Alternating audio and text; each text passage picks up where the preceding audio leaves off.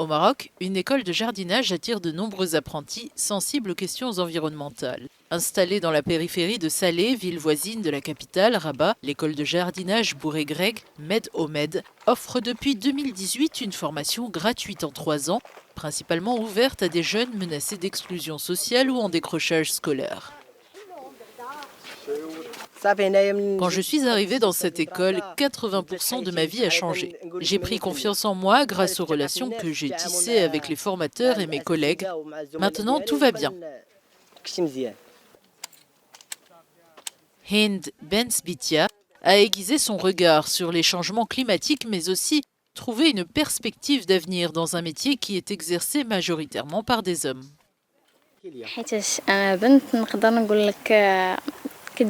Parce que je suis une fille, je peux vous dire que certaines personnes me regardent de haut en disant que ce n'est pas fait pour les filles.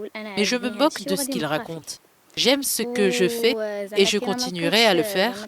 Je n'ai rencontré aucun problème avec ma famille à ce sujet. Ils m'ont au contraire soutenu et ont été satisfaits des études que j'ai suivies car je suis la première de ma famille à me lancer dans ce domaine.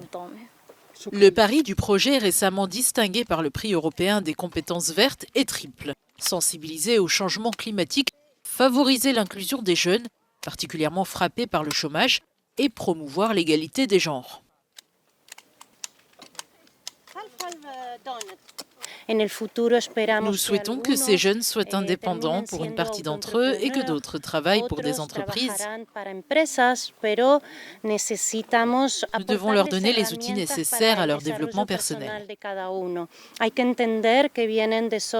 Nous devons être conscients qu'ils sont issus de milieux socio-économiques et culturels défavorisés. Il faut aussi les soutenir à ce niveau. L'école dispose d'une pépinière de plantes locales adaptées au stress hydrique, un enjeu crucial pour le Maroc qui a subi sa pire sécheresse depuis près de 40 ans.